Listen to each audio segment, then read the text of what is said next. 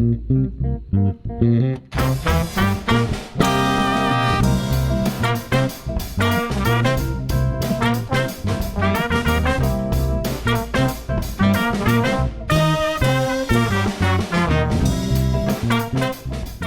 I'm Ted Haptegabber, founder and producer of Live Talks Los Angeles. Thanks for joining us. Since we started over a decade ago, we have brought you hundreds of conversations with storytellers, writers, actors, musicians, humorists, chefs, and thought leaders in business and science. You can watch and hear most of these in our YouTube channel and our podcast. For details, visit livetalksla.org. And now, here's the show you've tuned in to see.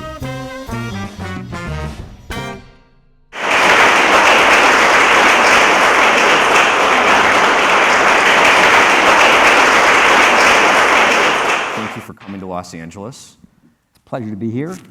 This is a great week to be talking to you because this trial is in full swing. Yeah. And today it was announced that the man himself is going to testify, which was something people weren't sure about. Yeah. What have you learned since the trial started that surprises you? So I'm actually leaving here to get on a red eye to go to the trial. So Okay. I'll be there tomorrow when he testifies. And no one, I think, except him and maybe me, believed he was actually going to do this. It's kind of, I think it's kind of crazy he's doing it. But so one, I mean, from the first kind of 60,000 feet, it's interesting to me watching the way a trial tells a story versus the way I tell a story, and how narrow what can get into the courtroom is. So I learned something. I haven't really watched a criminal trial before, and the fact that, for example, all that effective altruism stuff is never going to enter the courtroom. The fact that it looks like there's a fair chance that the creditors will get their money back, that the bankruptcy people have found 7.3 of the 8.6 billion missing dollars and they're sitting on a bunch of other assets, doesn't get into the courtroom. So it's like what gets in and what gets out, or what is left out, has been very interesting to watch. The things that I didn't know, like as opposed to things maybe I didn't think were that important, left out, I was surprised by Caroline Ellison's position. I mean, I feel like we're deep in the weeds here. I mean, people know. Give us this, and then we'll zoom out. Right. I mean, this is about this guy, Sam Bankman-Fried. Yeah. Right. Wait, who's Sam Bankman-Fried? Okay. Right.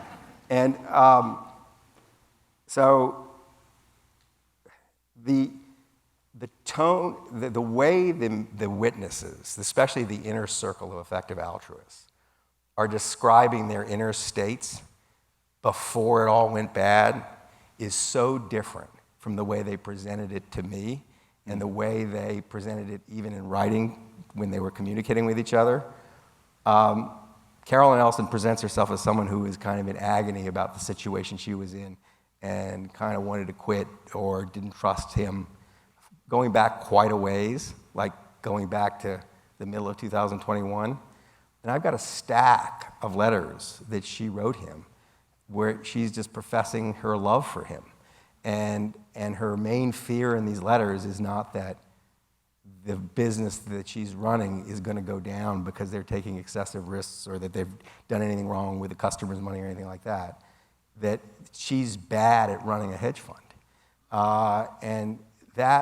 So that's been, it's hard to know what to trust, right? I mean, they've been coached to present a certain side of themselves.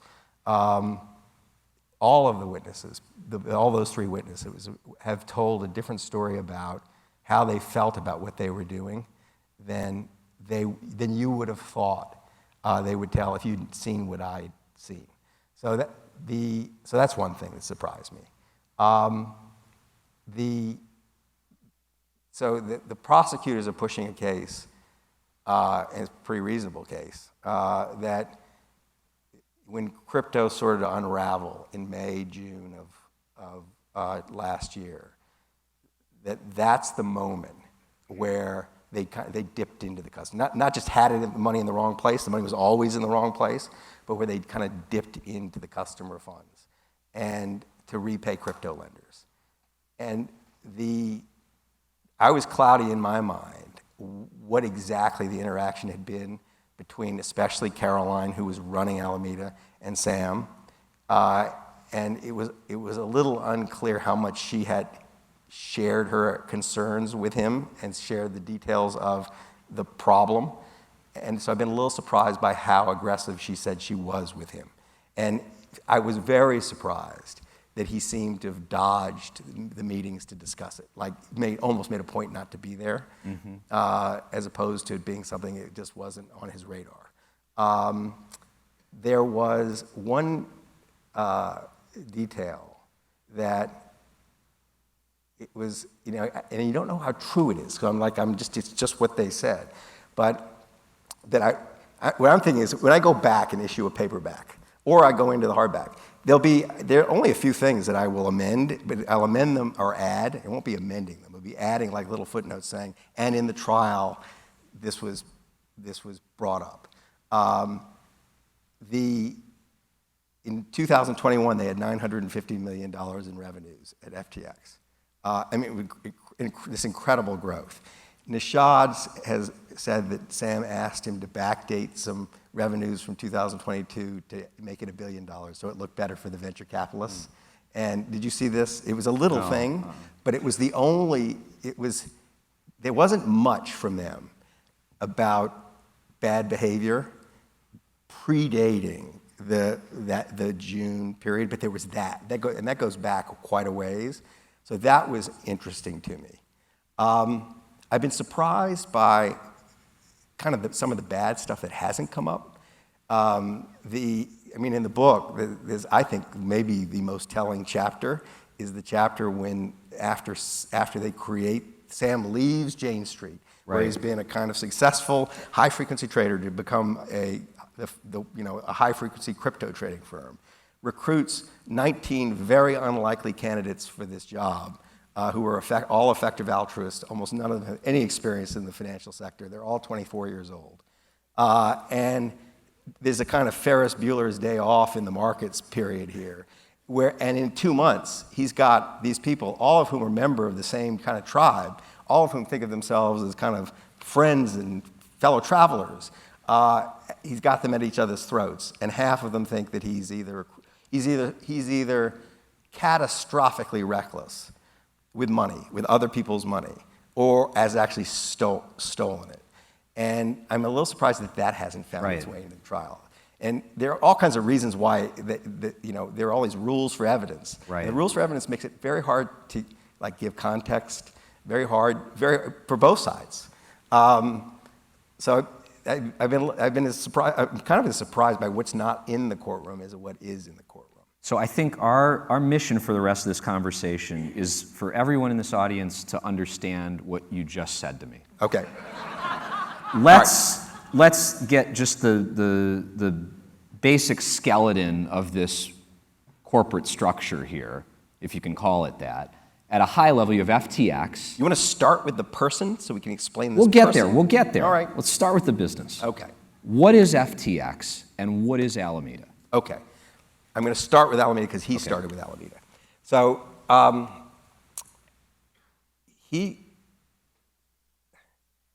Sam Bankman-Fried, we have to do a little backstory. Yeah. Because Sam Bankman, he's a creature of modern Wall Street in a lot of ways. Very contemporary Wall Street. Very few times, I don't think any time in the history of finance would Sam Bankman-Fried have become a financial person. But there are these mechanisms now on Wall Street called high-frequency trading firms for turning math people into money people.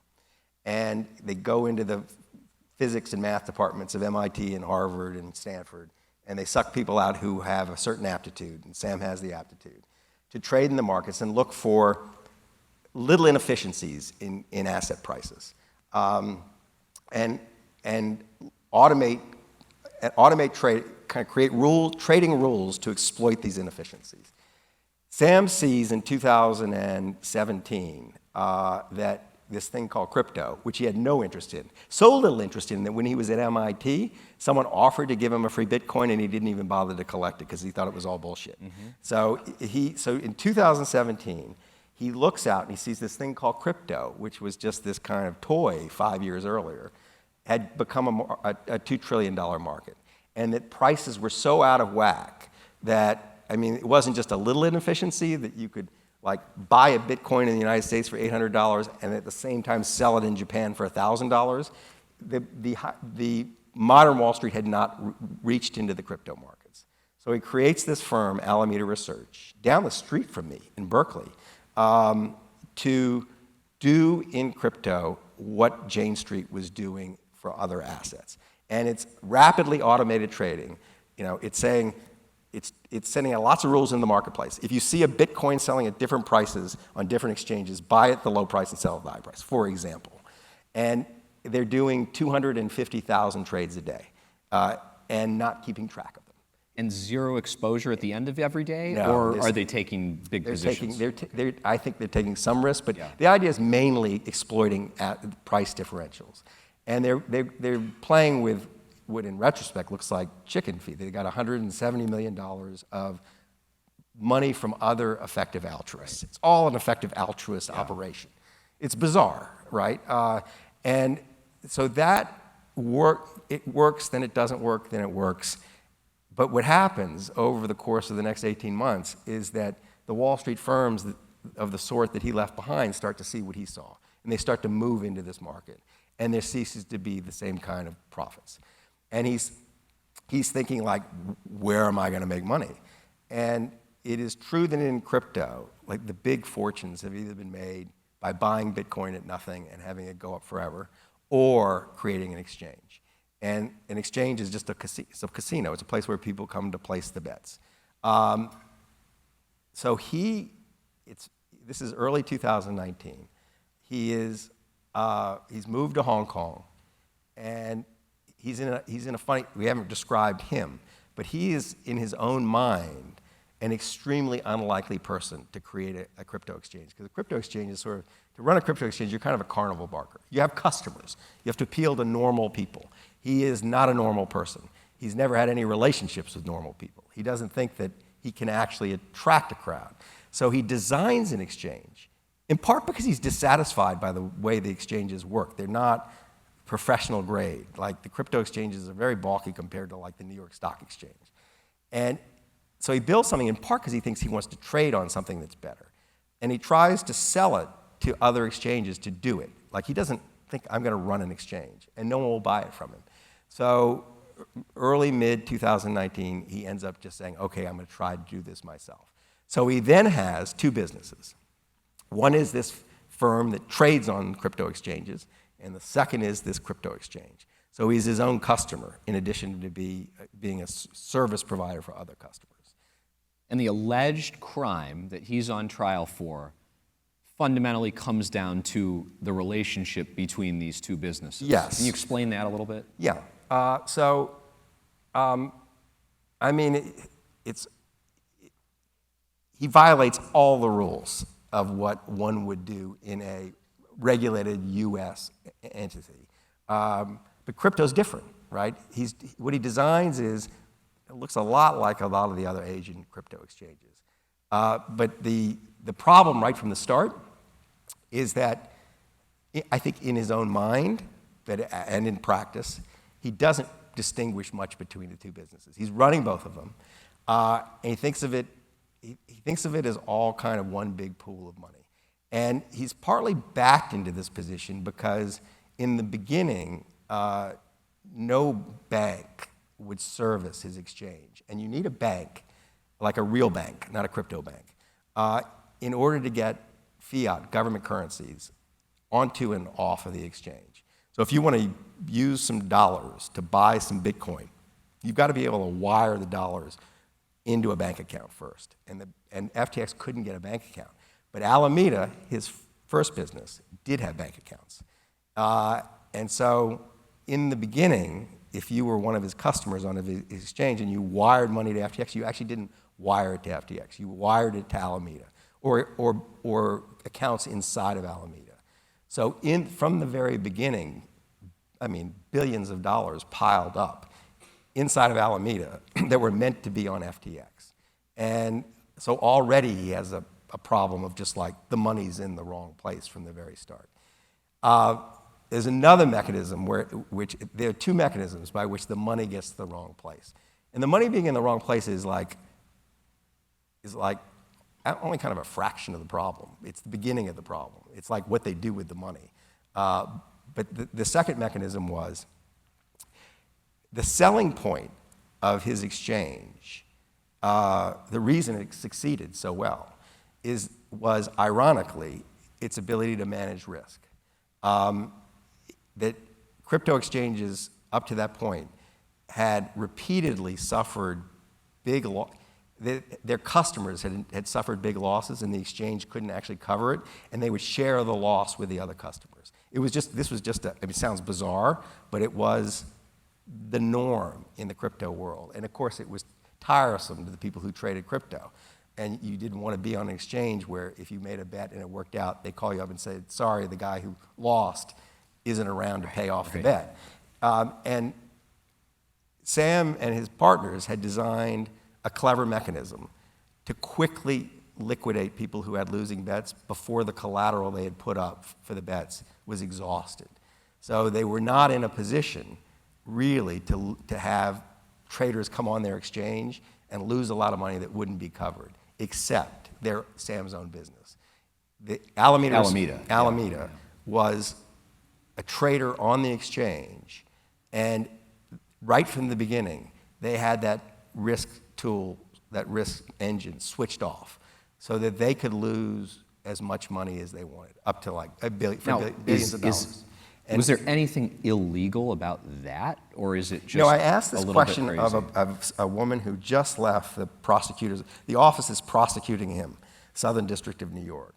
If someone had walked into this business at a moment when the customer's money was still there, it was in the wrong place, but it was still there, like it was in Alameda piled up in the wrong place, what would have happened to them?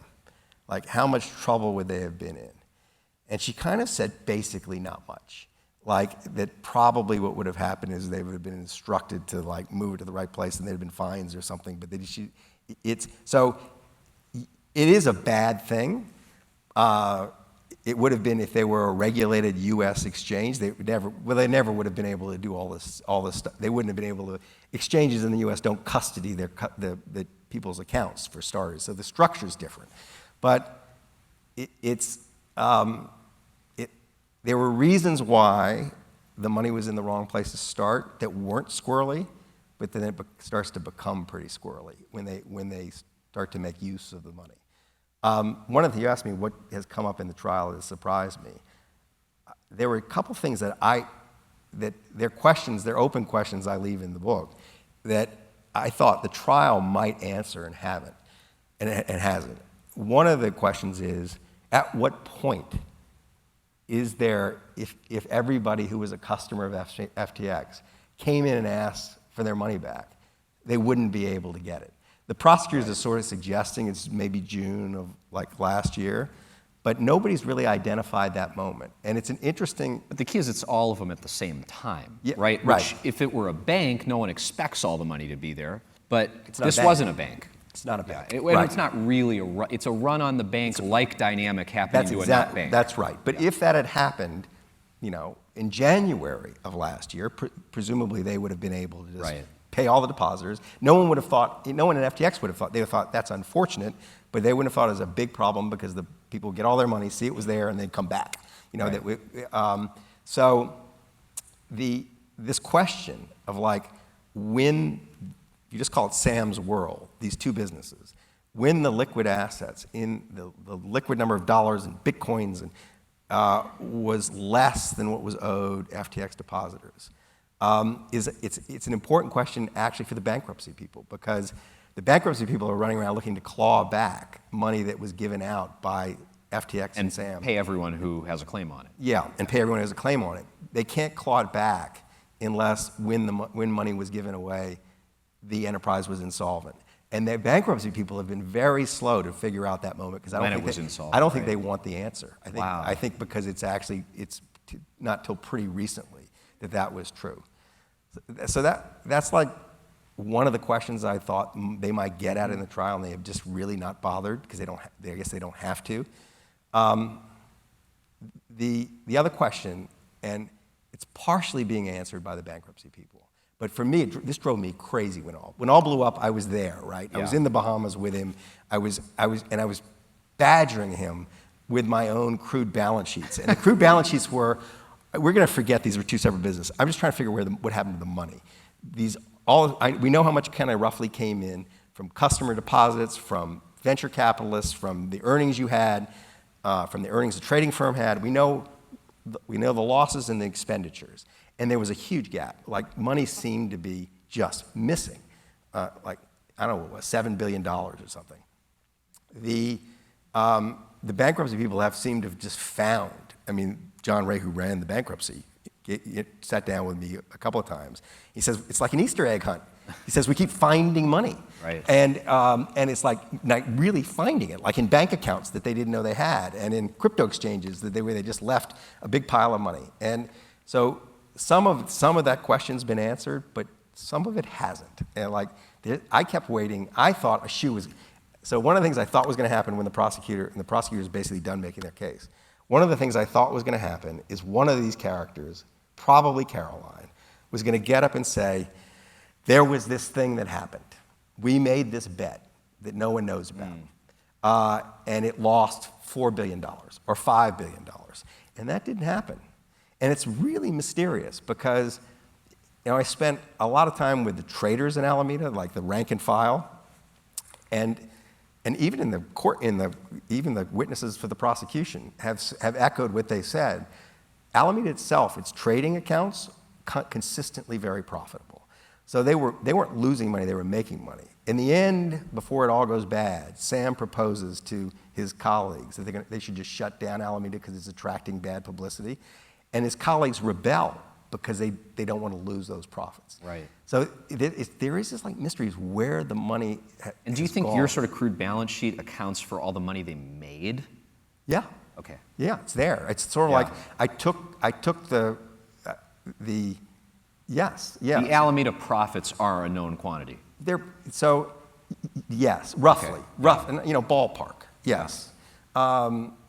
So there's still money missing, and at some point that this mystery will be resolved. It may be resolved by the bankruptcy people. There's every possibility that we're going to wake up in 2 months and Sam Bankman-Fried is going to be serving life in prison, and the bankruptcy people are going to say, "Look what a great job we did. We found all the money." Right. And the customers are going to get their deposits back. Right. It's an odd situation. So I want to read a couple of passages from the book that really struck me, because despite the fact that Sam Bankman-Fried is on trial formally, you would think you're on trial with some of the coverage you've gotten here. And people have basically accused you of having been seduced by Sam Bankman-Fried and turned a blind eye to how fraudulent he was and everything. But throughout the book are these very damning passages, right? So read it, but then let's talk about this, because this is interesting. Okay. Because it's about you, right? No, but it's interesting to me because I think it's less about me than it is the times we're living in. But you read it, go ahead, because you make a point. Because I like the sound of my voice, too. Yeah, I know, it's your very nice voice. He felt nothing in the presence of art. He found religion absurd. He thought both right-wing and left-wing political opinions kind of dumb, less a consequence of thought than of the holder's tribal identity. Maybe that has something to do with what you're about to say about our times. Maybe he was right. He and his family ignored the rituals that punctuated most people's existence. He didn't even celebrate his own birthday. What gave pleasure and solace and a sense of belonging to others left Sam cold. When the Bankman-Frieds traveled to Europe, Sam realized that he was just staring at a lot of old buildings for no particular reason. We did a few trips, he said. I basically hated it. To his unrelenting alienation, there was one exception: games. In 6th grade, Sam heard about a game called Magic: The Gathering, and for the next 4 years, it was the only activity that consumed him faster than he could consume it. Later in the book, he is, and I want to know how you got these love letters, if you can call them love letters, between him and Caroline. He writes a note to Caroline trying to talk her out of dating him, in which he says, "In a lot of ways, I don't really have a soul. This is a lot more obvious in some contexts than others, but in the end, there's a pretty decent argument that my empathy is fake, my feelings are fake, my facial reactions are fake, I don't feel happiness." I mean, you're telling us, and he was, I guess, telling you what's going on inside his head to some extent. Yeah. And all of that seems to be somewhat consistent with a guy who doesn't have time for the rules, doesn't have time for interpersonal empathy, doesn't have time to be a fiduciary. Yeah. So why do you think people read this and think you are letting him off easy? So it's riveting to me, this, because if you just read the book for the facts, if you read the book like a prosecuting attorney would read it, you would actually come away thinking, wow, this was really useful to me. There's stuff in there that they wish the prosecutors didn't know that they probably would like to have known. And there's not a lot of most of the bad stuff that's come out in the trial is in there too. A couple of things, like that little thing that happened way back with the backdating of some earnings. But mostly it's all in the book. And yet, there is this response that kind of almost like an antibody, like a response to, I don't want this in me, that somehow I have, I don't know, whitewashed him or cleaned him up, and it's not at all what I did. I just painted this portrait. And I think that a couple things are going on. One is, by the time, days after the place imploded, there was already a pretty well-organized, lynch mob. That he didn't have a friend in the world, and we've gotten very good at organizing essentially hate groups, and he had a very large one. And he had basically no defenders. And when you get between, or you even attempt to distract a mob from its target, they don't like it. They just don't like it. And this was a distraction in part, I think, because part of what I'm doing is, especially in the first half of the book, you can't understand this phenomenon unless some part of you is at least momentarily charmed by Sam Bankman-Fried. That the whole world was charmed by him at one point. Like, he had 120 venture capital investors. He had access to all the major politicians in the world. He could walk into any office in the world he wanted to walk into. Celebrities were dying to spend time with him. He sat kind of in the middle of everything, and people seemingly loved him. And so if the reader doesn't have any sense of how that's possible, it's such a false story. And so I paint him in a way in the beginning that you might find yourself kind of being interested in him. You get a full person. And he'd already been, by the time the book came out, he'd already been turned into a kind of cartoon villain. And somehow that's satisfying to people. I can't tell you the beats to the response to this story. They've been kind of three. And they could be told through the eyes of my 16-year-old son. That up to the moment of publication, I was being regarded as a genius for having been there when it all fell apart. Right. It was like, it's incredible. He found this guy. He spent a year with him, and then it all blows up. And he was there for the whole thing, and he's got the inside story. So right before I went on book tour, this would have been 27 days ago, I was helping my 16-year-old son with his homework. We were sitting on the sofa. It was 10 o'clock at night. He started to get tired, and he'd been hearing about this book his dad was going to publish. And we hadn't spoken of it. And when boys that age get really tired, they all of a sudden become 8-year-old boys. And he became an 8-year-old boy, and he put his head on my shoulder.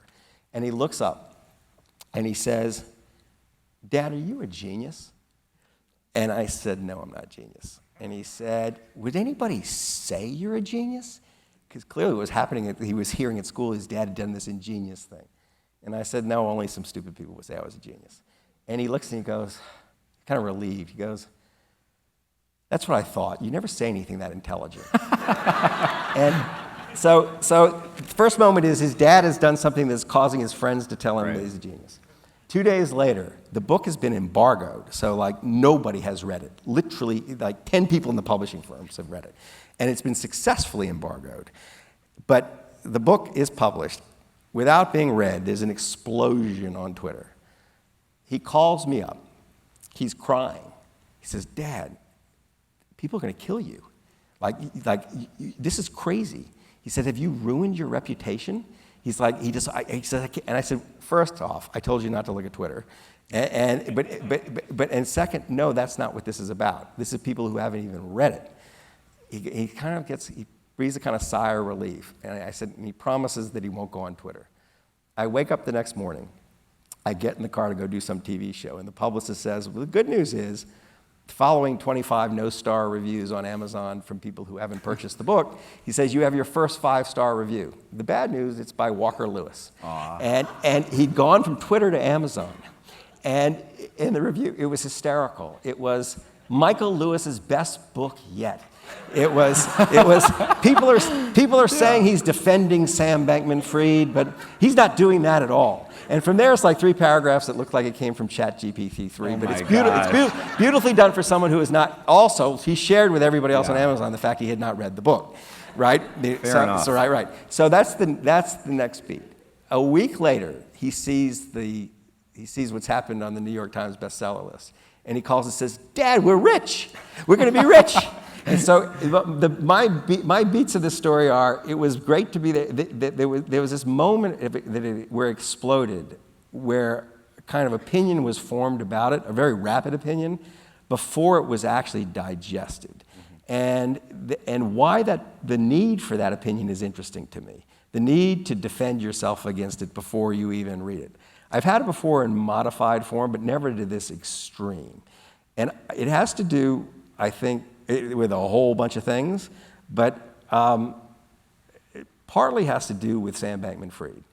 That there's something about him. The fact that he is born without the full complement of human feeling. The fact that he just doesn't have empathy. He knows it. That even as a kid, he said he's always been treated as like not quite human. And for a while, that was interesting to people. When things were going well, they saw, that not quite human is kind of a superpower. The minute it turned, he became a monster. And people, they started to define themselves by the opposition to the monster. And one of the things that's been very interesting to me to see especially sort of the coverage of him, whenever anybody writes anything, never mind me, anything that could in any way redound to his benefit, they're destroyed on Twitter. The New York Times writes a piece that's just an interesting piece, but doesn't do him any damage. It's about him in some way. People are furious. And this creates an environment. It's not just him. It's like anything like this that's controversial. I think journalism right now is operating with one eye on mob sentiment, one eye on Twitter, worried about what's going to happen to you if you say this or that. And it's paralyzed discussion. It's made it harder to take a full view of this and say what actually happened. Like, if this guy is so transparently awful, how on earth did he get himself in the position of sitting in the middle of of our culture, being admired by everybody around him? It makes it impossible to generate anything like literature. And impossible to engage with the world in kind of a rich and honest way. And I think that fear is kind of in the air, and so it's, if you trigger it, if you trigger the anger of whatever the tribe is that it has assembled, you pay a little bit of a price. But the nice thing about it is, if you talk to my publishers, they say, "I'm really glad you pissed everybody off because you're selling 1 million books." What do you think's going on in his head? This is, in a way, I mean, it's tragic, right? It's a tragedy. It is a tragedy. His downfall's it's a tragic comedy. And he's so intelligent, mm-hmm. and he is he wants to hyper-rationalize every decision, including his own ethical framework. Yep. And yet it seems now clear that he was able to justify doing some things that most of us, without being a fraction of as smart as he is, would know are wrong. Right. So what's the story he tells himself, do you think? First, it's sort of, so what's the story? And we're about to hear the story he tells himself. So I don't want to beat him to that punch. But if you, it's interesting to see the forces that created him to put him in the position to do these things. He's a person who has essentially no social encouragement until he collides with Wall Street trading, and he's really good at this Wall Street trading. And what is this Wall Street trading? It's a lot like the games he plays when he's a kid. It's like, I am successful in semi-chaotic environments. I'm not really good at chess. I'm really good at chess when you're on a clock and the rules are changing, every 2 minutes, so that the pieces mean different things every 2 minutes. I'm in a situation where I'm good in situations where people with more orderly minds fail because it's hard to get to the right answer. And once he gets kind of addicted to that, kind of addicted to creating, and kind of so that the point where he kind of creates that environment wherever he goes. And his company was that environment, right? I mean, the defining trait of his company is this disorder, like where it would have been very easy to impose an order. So in that environment, it's very easy for him to tell himself a story that things that might be important to you aren't important, he's not paying attention. There's so much going on at once that I wasn't really attending to this because this wasn't a big deal. Like, so what's the story he might tell himself, what you might hear from the stand? In the beginning of last year, we felt like we had effectively infinite dollars, that we had so much money that, yeah, the money was in the wrong place. It was on the wrong place for historic reasons, the way the firm had evolved, but it didn't really matter it was in the wrong place because we had so much, it was a rounding error for us, even though it was $8 billion. And that this turned so fast that by the time we noticed it, really, it was too late to do anything about it.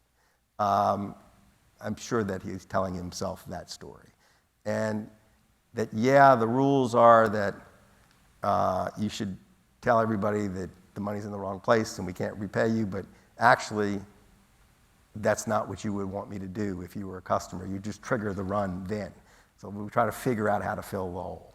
I don't think he may not say that from the stand, but that's maybe what he's thinking. Do you think he's sincere? It depends on, do I think he's honest? Do you think he's Do you think he's ever not playing a game? Do you think he's ever talking to Michael Lewis, who's trying to really understand him, and he's really trying to tell you what is true? I think everything he does is a calculation. I think the regulator in the Bahamas said this. She really liked him. But she said, look, people don't understand why Sam doesn't understand why people don't trust him. All you got to do is look at him when he's talking to you. You realize he's playing a game when he's talking to you. He's making calculations about what to say and how to say it and how you might. So he's never. So he's a calculating machine. He's a person who was born without the equipment that you and I use to get through life. The feeling, the emotion. And he replaced it with calculation. Like he turned everything into a math problem, including his relations with other people. And there are lines in there where he talks about, I think one of the things he likes about his friend Gary is that Gary is making an expected evaluation calculation about everything he says. Like, is there positive expected value to me saying anything? Right. And if not, I won't. And so as a result, he doesn't say anything. It's that. Well, he thinks there is in testifying, clearly. Well, he must think so. there This is, is right? so Gary Wang is the most difficult person I ever had to interview in my entire career because he actually didn't talk. Yeah. I mean, like that people sat next to him for 6 months and never heard him say a word. And Sam was convinced that the reason was that Gary had made a decision that words weren't worth it, that he'd actually made this calculation and these words weren't worth uttering. And I was hanging around this place for months before finally Gary agreed to sit in a room with me and try to let me interview him. And I would ask a question, he would stare at me. And I asked another question, and he'd stare at me. And it was almost no words. And so when this place fell apart and Gary turned witness for the prosecution, I thought, this is never going to work. He's going to sit on a witness stand, and people are going to ask him questions, and he's not going to say anything. And what happened instead was when Gary was asked a question, he said so many words so fast that they had to be told not to slow down. Right. So I think the words were worth it all of a sudden when he was on the witness stand and he was trying to service the prosecution's needs. But so Sam, getting back to Sam, I think this is a weird combination. In some ways, extremely honest. That he doesn't exactly lie. That he's just very clever at what he doesn't say. There's a moment in there, I asked him, every which way tried to twist his arm to get him to tell me more about what he thought had happened. And I said, well, look, I mean, clearly there's a problem that the money was in the wrong place in the beginning, but we'll just put that to one side. Mostly no one asked you directly, is the money in the wrong place? They asked you generally about conflicts between Alameda and FTX. And so you were able to answer that question in a general way that you never even addressed this issue. But I said, what if someone had just asked you directly, is this risk engine that every trader on FTX has to go through, is it applied to you, Alameda Research? And he looked at me and said, if someone had asked me that question, I think I would have either made a word salad or have found a way to answer a different question.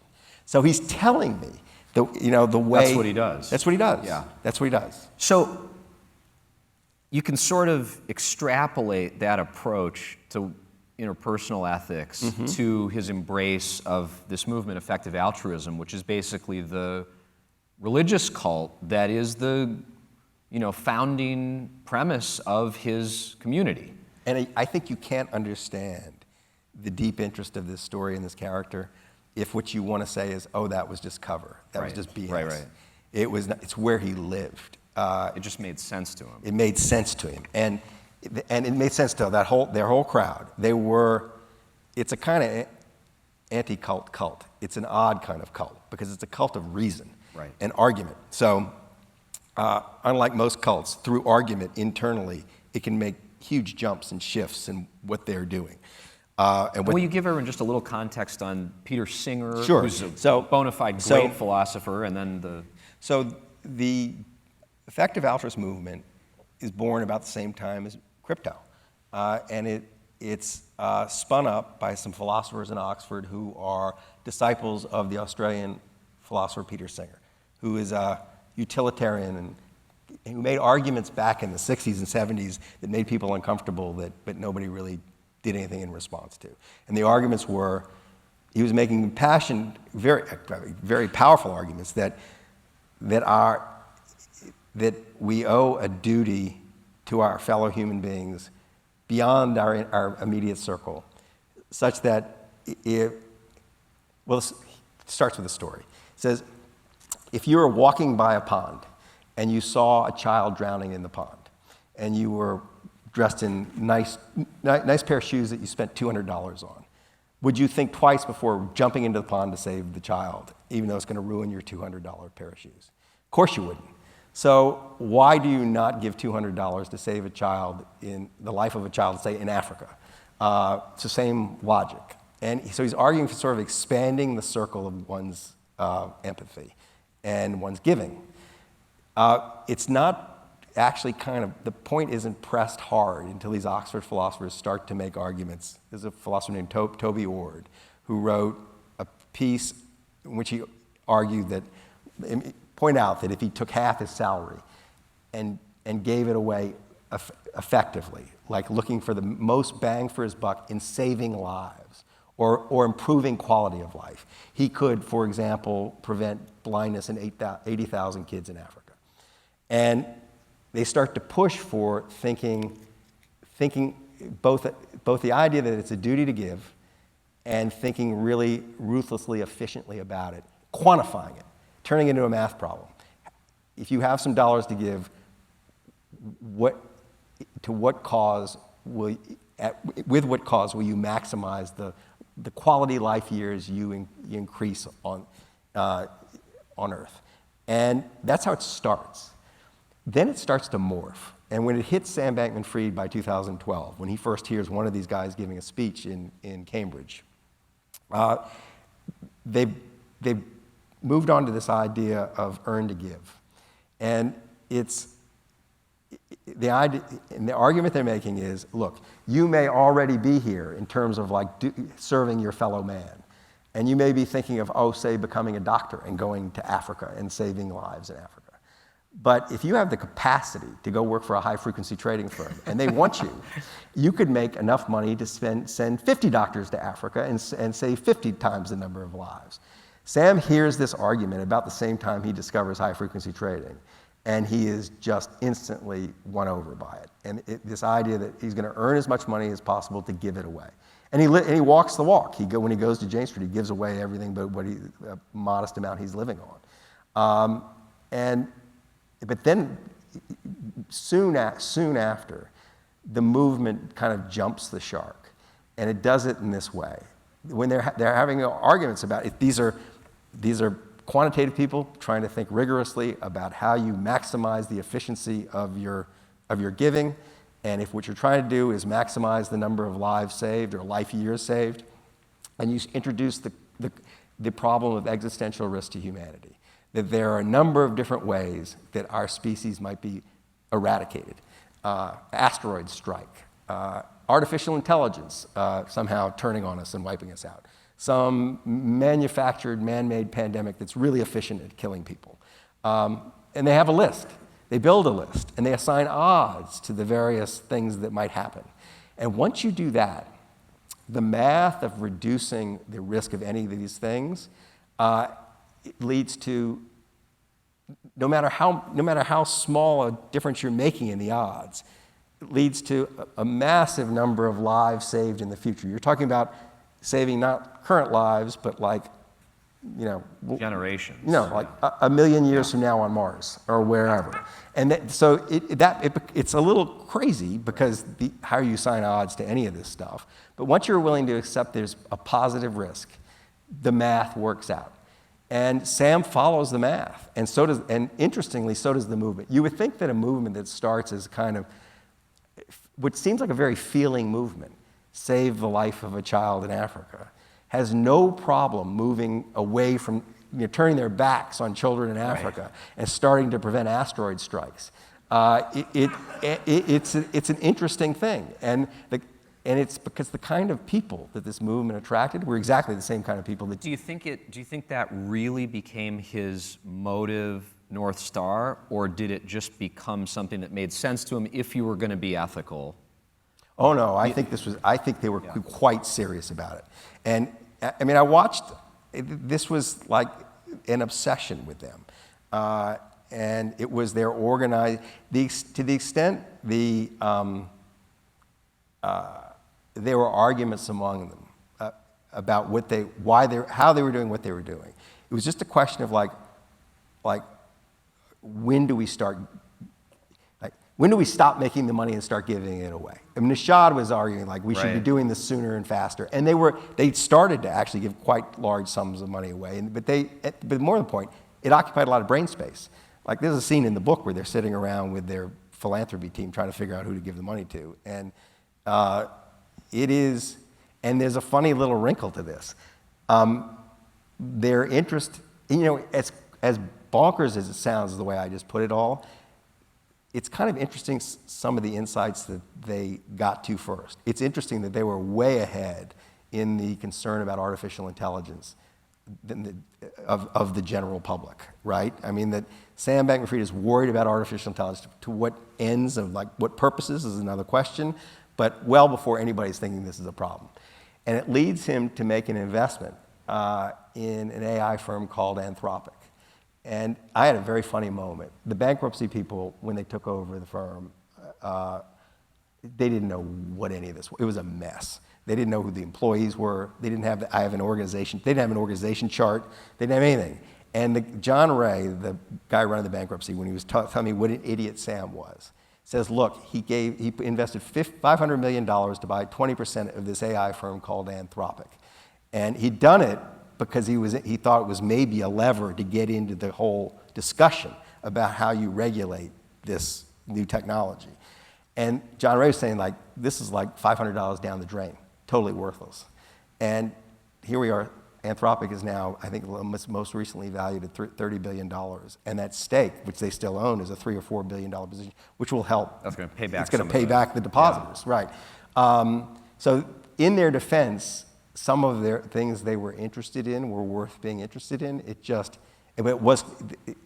You can't understand the story if you think it wasn't sincere. But you don't think he was saying, I'm going to move this money here because it's probably going to be fine, and in the end, the ends are going to justify any of these means. I think that is what he was thinking. Yeah. That it's going to be, you wouldn't have done it if you didn't think it was going to be fine. Their wealth was all tied up in FTX. I mean, one of the mysteries of this story is the business they destroy, the FTX business, is valued by venture capitalists at $40 billion.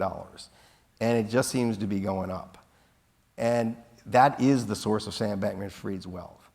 That he destroys it for the sake of this trading firm that's on the side, that no one assigns but him assigns any real value to, it's nuts. It was nuts for them personally if they were just trying to get rich themselves, and it's nuts if they're trying to make as much money as possible to give the money away. Anyway, so we've got probably time for one question. We didn't get to but you have 20 Post-its in this book. Well, I actually read it. You know? There must be something. No, there's nothing else. It's all gold. Yeah. I mean, every word is perfect. No. I was just curious, it seems what he did was so fantastic for one person to have accomplished, so I was just wondering if in all your research you uncovered any evidence of any hidden partners or other accomplices that haven't come to light yet? Oh, that's interesting. So is that well, I think if I hadn't uncovered him and the prosecutors hadn't uncovered him, that probably not. That I don't think he had any, he didn't respect other people enough to accept their help. And he really didn't. I mean, part of the problem here was this is a 20-something. He was 26 years old or 25 years old when he starts Alameda Research, and he thought everybody over the age of 30 was an idiot. And so he starts with the assumption that everything anybody's done probably needs to be questioned and rethought, like corporate structure. Having a CFO. Having a CFO. I mean, the whole thing. Right. Can I tell the story of what's that jacket flap? Just pull the jacket off. So this is good. This is like a Sam Bankman-Fried moment. There are 100 things like this in this story, but when the place falls, so it's an org chart. It's an org chart, and where does this org chart come from? It comes from when he's got a 400-person employee firm in the Bahamas, where everybody's incredibly unhappy because they don't even know who their boss is.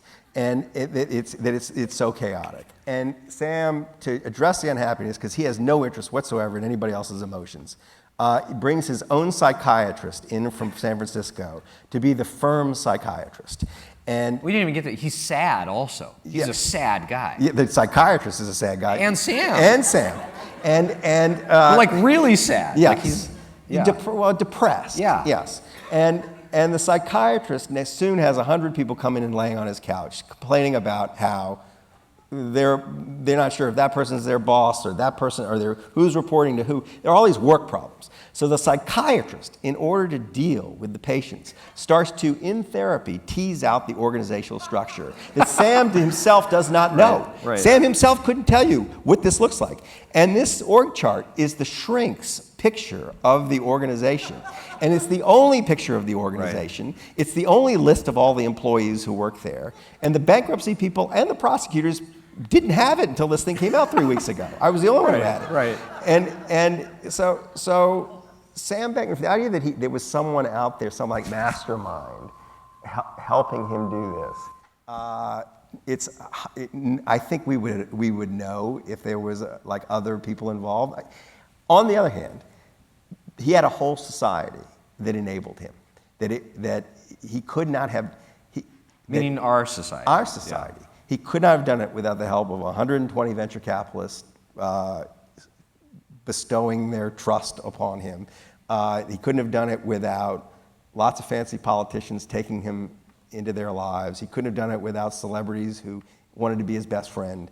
So the culture enabled him. And that was the thing that interested me first about this, was it wasn't just him. It was what his rise said about our society. Because all these people who enabled him knew nothing about him.